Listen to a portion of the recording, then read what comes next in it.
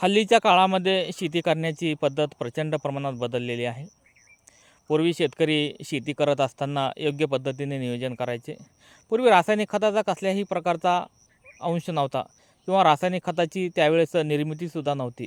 ज्यावेळेस रासायनिक खत नव्हतं त्यावेळेस प्रत्येक शेतकरी आपल्या गुराढोराचं शेण वर्षभराचं जमा करून ठेवत होते आणि उन्हाळ्याच्या कार्यकाळामध्ये बैलगाडीने ते शेणखत शेतामध्ये विस्कटत होते. उन्हाळ्यामध्ये जमिनीची चांगल्या पद्धतीने मशागत करून ठेवत होते आणि पाऊस पडला की पाळ्या घालून त्यामध्ये योग्य वेळी आणि योग्य पद्धतीने खरीप पिकाची लागवड करत होते.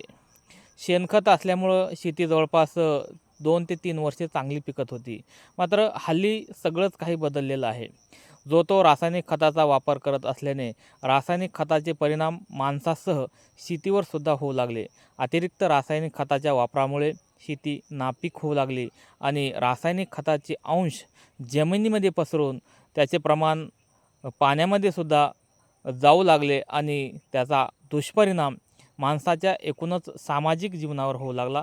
जसा दुष्परिणाम माणसाच्या सामाजिक जीवनावर होऊ लागला तसाच दुष्परिणाम इथल्या शेतीवर आणि मातीवर सुद्धा होऊ लागला.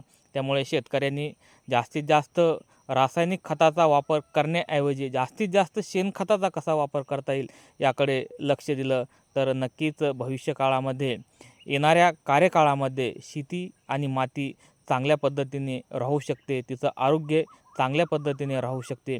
मातीचं आणि शेतीचं आरोग्य अबाधित राखायचं असेल तर आपल्याला शेणखताशिवाय पर्याय नाही.